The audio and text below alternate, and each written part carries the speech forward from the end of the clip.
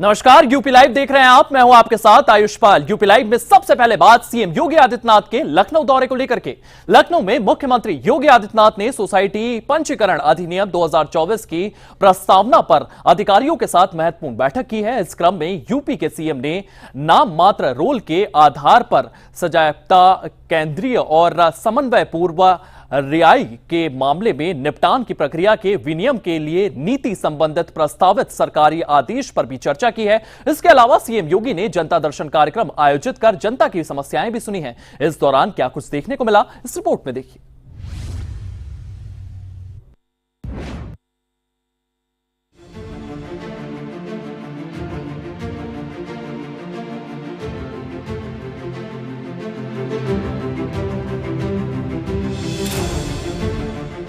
लखनऊ में मुख्यमंत्री योगी आदित्यनाथ ने सोसाइटी पंजीकरण अधिनियम 2024 की प्रस्तावना पर अधिकारियों के साथ बैठक की।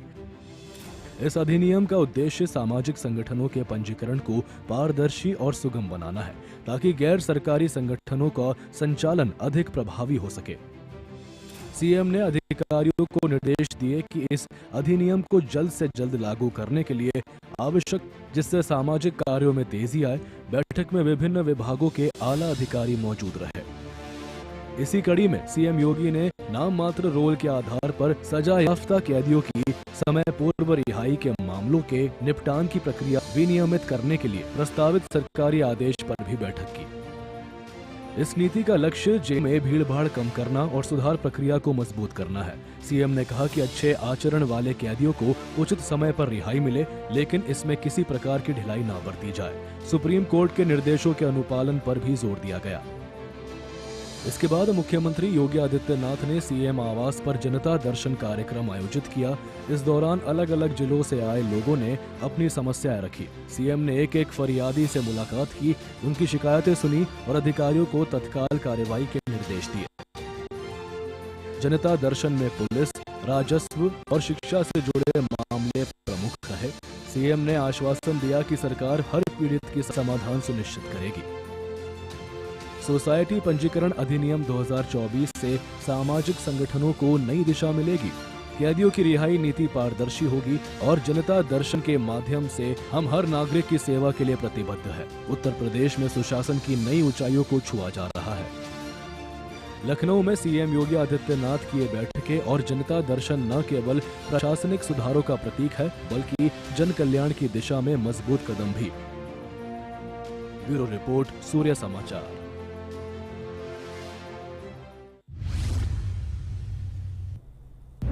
तो एक तरफ जनता दर्शन कार्यक्रम में लोगों की समस्याएं सीएम योगी आदित्यनाथ ने सुनी है, वहीं उत्तर प्रदेश में सड़क दुर्घटनाओं में दोपहिया चालकों की मौत को रोकने के लिए सरकार ने नो हेलमेट नो फ्यूल अभियान की शुरुआत की है। 1 सितंबर से 30 सितंबर तक चलने वाले इस अभियान के तहत पेट्रोल पंपों पर बिना हेलमेट वाले दोपहिया चालकों को फ्यूल नहीं दिया जाएगा। गाजियाबाद में ट्रैफिक पुलिस ने इसकी शुरुआत करते हुए लोगों को जागरूक किया और बिना हेलमेट वालों को पेट्रोल देने से इनकार कर दिया। इसी को लेकर के ये खास रिपोर्ट देखिए।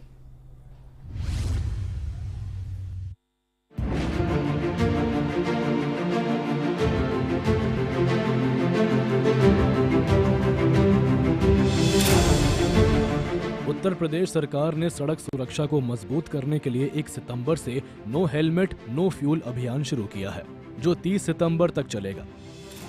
इस अभियान के तहत सभी पेट्रोल पंपों पर दोपहिया चालक और पीछे बैठे यात्री यदि हेलमेट नहीं पहने होंगे तो उन्हें पेट्रोल या डीजल नहीं दिया जाएगा।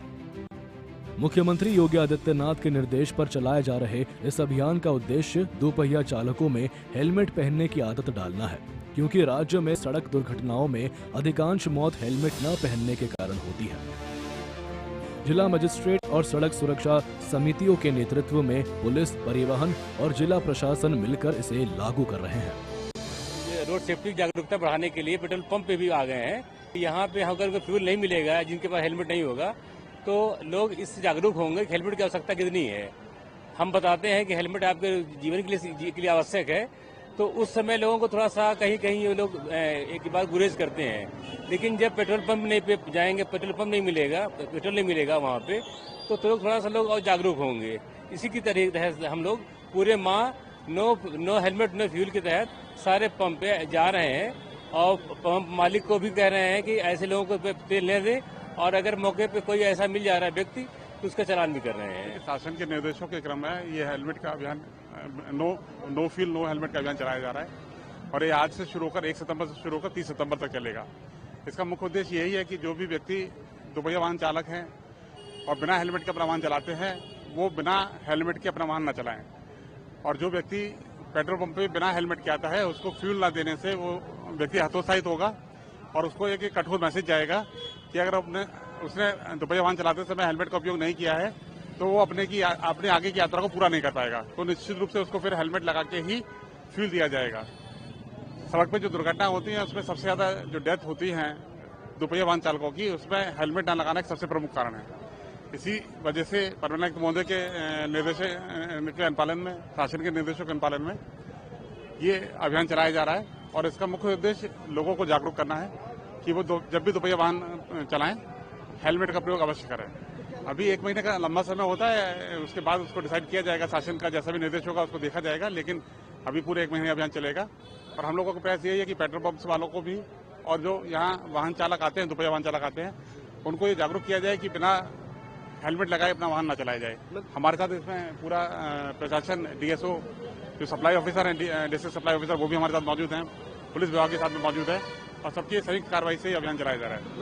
परिवहन आयुक्त महोदय का जो मुख्य उद्देश्य है कि जो हमारे बाइकर्स हैं उनकी किसी भी दुर्घटना में मृत्यु न हो, इसलिए वो हेलमेट अनिवार्य रूप से पहने। और चूंकि ये माना जाता है कि गाड़ी तभी चलेगी जब उसमें तेल रहेगा और इसीलिए इस इवेंट को चुना गया है कि पेट्रोल पंप से ऐसे लोगों को दोपहिया वाहनों में तेल न दिया जाए जिन्होंने हेलमेट नहीं पहना रहा है। उसी लिए एक जागरूकता अभियान है, उसी अभियान के तहत हम लोग आज यहाँ पर प्रवर्तन की कार्रवाई कर रहे हैं। इसमें हम लोग परिवहन विभाग के जो भी निर्देश प्राप्त हुए हैं उसके लिए सभी हमारे जो पंप संचालक हैं उनको निर्देशित कर दिया गया, उनसे अनुरोध भी किया गया है कि वो इस कार्य में सहयोग करें जिससे किसी भी व्यक्ति की कोई दुर्घटना में मृत्यु न हो। गाजियाबाद में एडीसीपी ट्रैफिक सच्चिदानंद के नेतृत्व में ट्रैफिक पुलिस ने अभियान की शुरुआत की।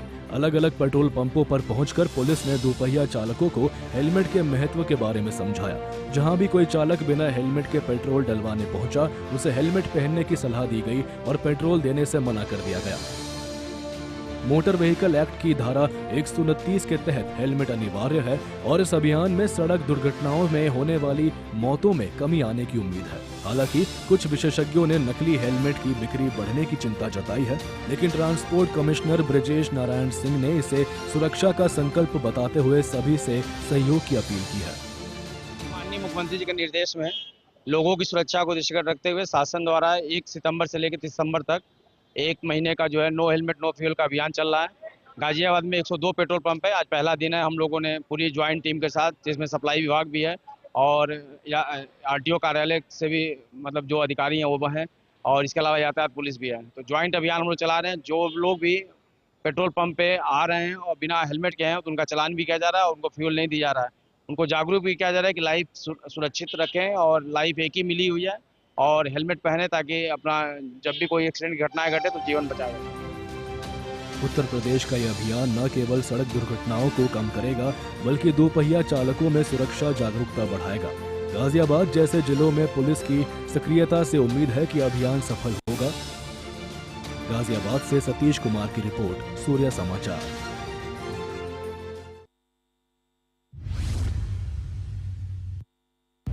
तो सड़क सुरक्षा को लेकर के प्रदेश भर में सख्ती नजर आ रही है। हेलमेट के उपयोग के निर्देश दे दिए गए हैं। इसी के साथ साथ प्रधानमंत्री की मां के खिलाफ आपत्तिजनक टिप्पणी को लेकर के अयोध्या में बीजेपी महिला मोर्चा की ओर से, उनके कार्यकर्ताओं की ओर से कांग्रेस नेता राहुल गांधी के खिलाफ जोरदार विरोध प्रदर्शन किया गया है। इस दौरान महिलाओं ने राहुल गांधी के पुतले फूके हैं और माफी की मांग की है। प्रदर्शनकारियों ने कहा है कि ऐसी टिप्पणियां महिलाओं का अपमान है और इसे बर्दाश्त नहीं किया जाएगा। और क्या कुछ कहा है इस रिपोर्ट में देखिए।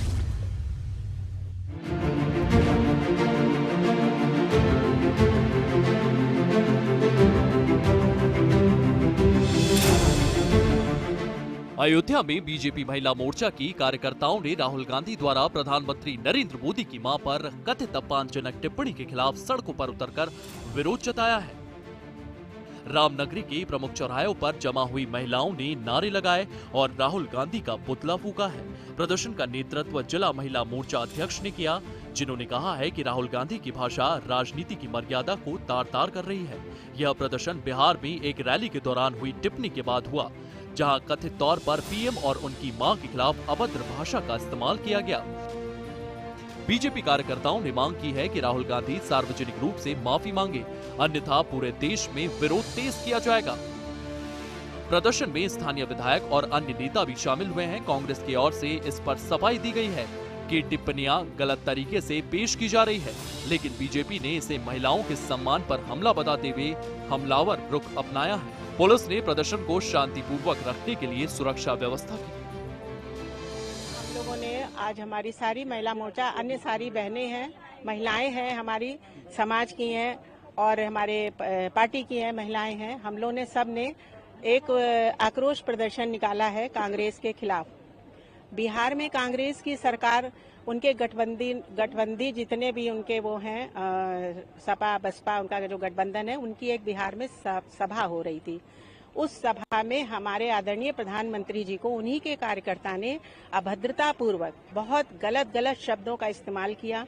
इनफैक्ट उनकी मां को गाली दिया गया, उनको स्वयं को तो वो अक्सर गाली देते रहते हैं। और ऐसा तो नहीं है, देश के प्रधानमंत्री हम सब के हैं, चाहे वो विरोधी पार्टी हो, विपक्ष की पार्टी हो, कोई भी पार्टी हो, पूरे भारत के प्रधानमंत्री हैं वो, हम सब जन जन के प्रधानमंत्री हैं। तो ऐसे स्थिति में आपका कार्यकर्ता हमारे प्रधानमंत्री जी को इस तरह से गाली दे रहा है, उनकी मां जो इस दुनिया में नहीं है, उनकी मां को भी अपमानित कर रहा है, तो ये हमारी आधी आबादी, हमारी महिलाओं को बहुत ये बुरा लगा है। और इसलिए बस एक ही उद्देश्य है, महिलाओं का सम्मान हर क्षेत्र में हर जगह होना चाहिए, चाहे वो मेरी माँ हो, चाहे वो किसी भी माँ हो, या महिला समाज के लिए। अगर आप टीका टिप्पणी करेंगे तो आपको शर्म आनी चाहिए। ये पूरा ब्रह्मांड नारी पे ही उन्मित है, तो इस बात का उनको ध्यान रखना चाहिए। उन्होंने जो उनकी गरिमा के लिए बोला, समाज में ये गंदा प्रदर्शन जो दिखा रहे हैं उससे समाज बहुत कृत्य है।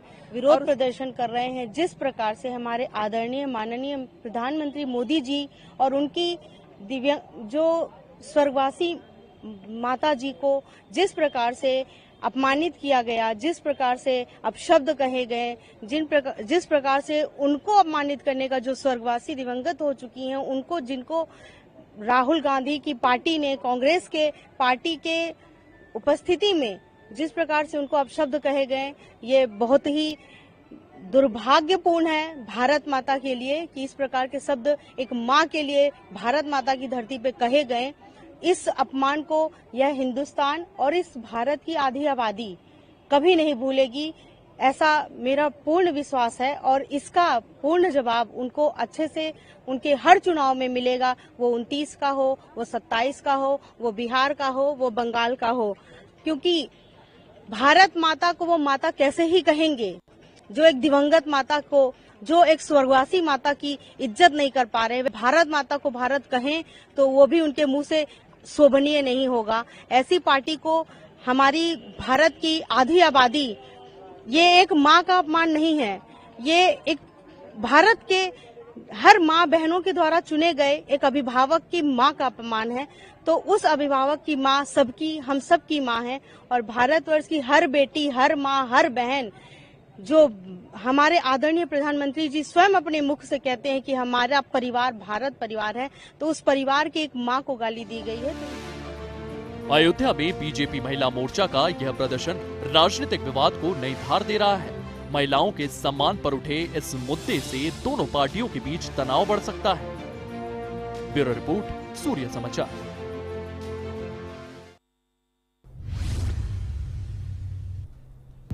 तो इस मामले को लेकर के सियासी बयानबाजियां लगातार जारी है। अब आपको सिद्धार्थनगर लिए चलते हैं। सिद्धार्थनगर के मिशोलिया थाना क्षेत्र में पुलिस ने मुठभेड़ के बाद एक हत्यारे अपराधी को गिरफ्तार किया है। 23 अगस्त को सियोरिला के नागचोरी गांव में हुई चाकूबाजी की घटना के दौरान इस व्यक्ति ने एक व्यक्ति की हत्या कर दी थी। ये पूरा के पूरा मामला सामने आया है। इस आरोपी को गिरफ्तार कर लिया गया है। क्या कुछ ये पूरा के पूरा मामला है, इस रिपोर्ट में देखिए।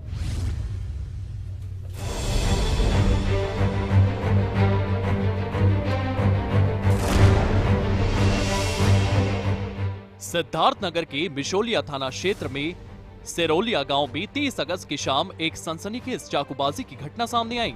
इस घटना में रामकला निषाद की हत्या कर दी गई, जबकि उसकी पत्नी और बेटी गंभीर रूप से घायल बताए जा रहे हैं। दोनों घायलों को तत्काल अस्पताल में भर्ती कराया गया है, जहां उनकी स्थिति अब स्थिर बताई जा रही है।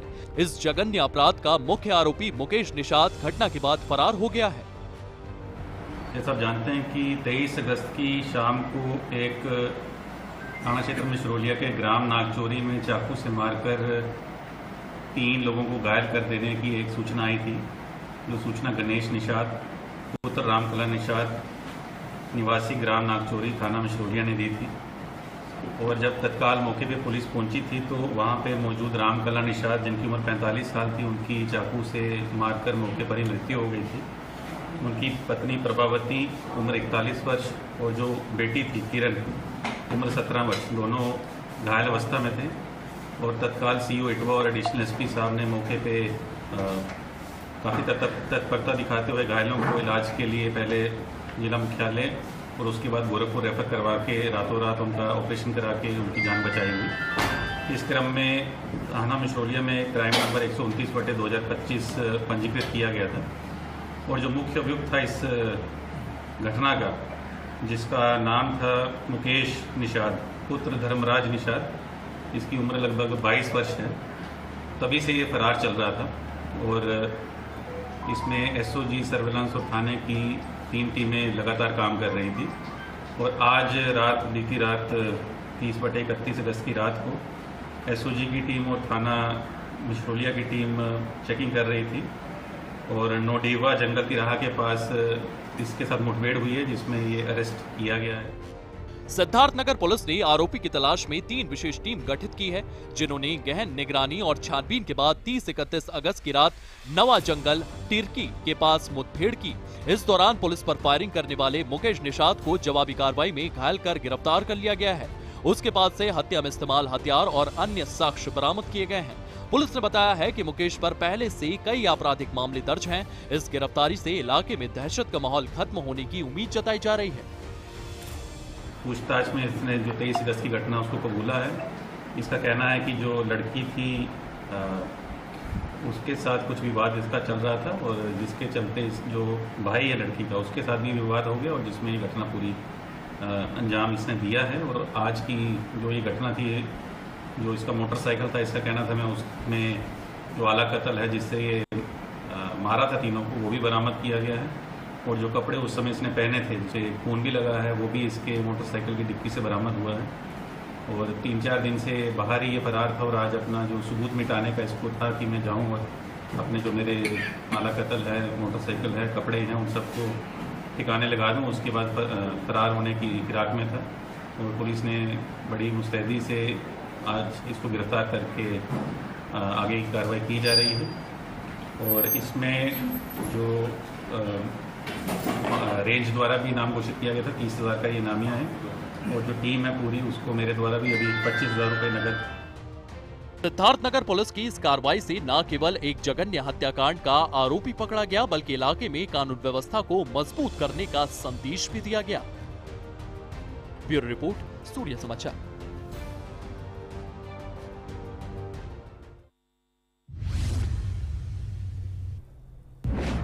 वहीं उत्तर प्रदेश में बाढ़ और बारिश का प्रकोप लगातार जारी है। मुरादाबाद में लगातार बारिश से कई इलाकों में जलभराव की स्थितियां पैदा हो गई है, जबकि रिहायशी इलाकों में बाढ़ का पानी घुसने से लोगों की परेशानियां बढ़ गई है। वहीं संभल में देर रात से हो रही बारिश के कारण जिला अस्पताल में जलभराव हो गया है, जिससे मरीजों और तमाम लोगों को काफी दिक्कतों का सामना करना पड़ रहा है। किस तरीके की स्थितियां बाढ़ बारिश को लेकर के पूरे उत्तर प्रदेश में देखने को मिल रही है, इस रिपोर्ट में देखिए।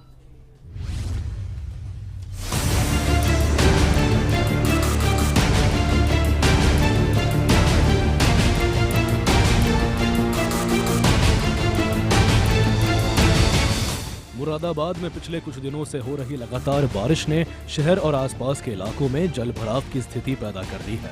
रामगंगा, ढेला और खो नदियों का जलस्तर तेजी से बढ़ गया है, जिससे कांट, ठाकुरद्वारा और कुंदरकी क्षेत्र के करीब 65 गांव प्रभावित हो चुके हैं। नैनीताल हाईवे पर मुंडा पांडे थाना क्षेत्र के 1 दर्जन गांव बाढ़ की चपेट में है, जहां पुल टूटने से संपर्क कट गया है। रिहायशी इलाकों में पानी घुसने से लोग घरों में कैद हो गए हैं। किसानों की धान, गन्ना और सब्जियों की फसलें बुरी तरह बर्बाद हो चुकी हैं।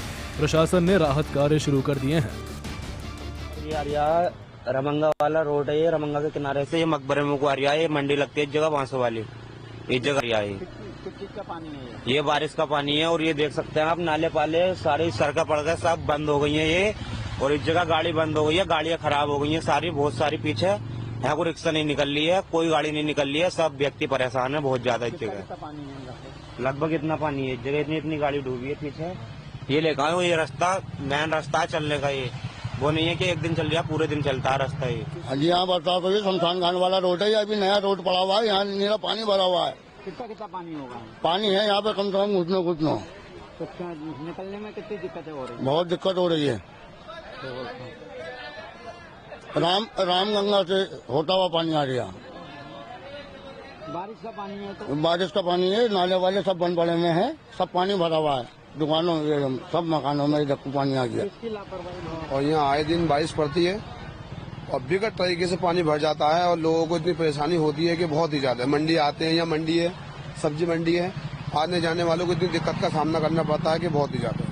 तो ये मंडी वाला रोड है? ये मंडी वाला रोड है, मंडी से हाईवे को जाता है तो निकलते हुए, और जो है सड़क यहाँ बनी है मगर पानी का निकास फिर भी नहीं हुआ है। तो किसकी लापरवाही मानते हैं? लापरवाही क्या है, नगर निगम की भी लापरवाही है इसमें, और किसान की लापरवाही है।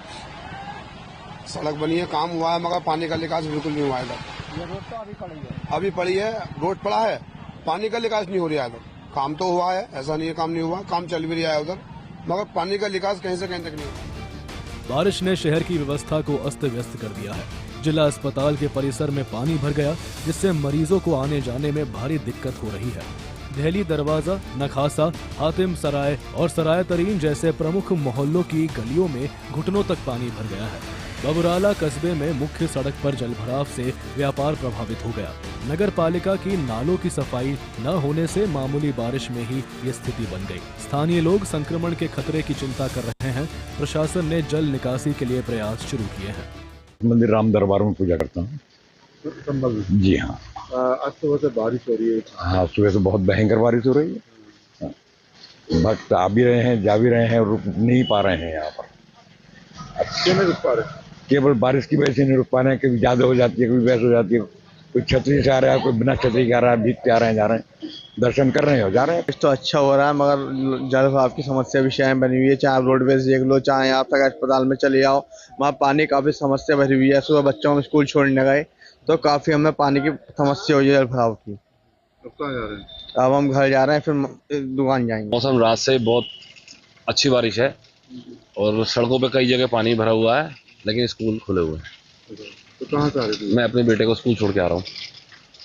तो बारिश है? बारिश कल रात से है और बहुत बारिश है, लगातार बारिश पड़ रही है, लेकिन स्कूल की तरफ से कोई मैसेज नहीं आया। यूपी में बाढ़ बारिश का कहर मुरादाबाद और संभल जैसे जिलों में जनजीवन को बुरी तरह प्रभावित कर रहा है। प्रशासन राहत और बचाव कार्यों में जुटा है, लेकिन लोगों को अभी भी काफी संघर्ष करना पड़ रहा है। ब्यूरो रिपोर्ट, सूर्य समाचार।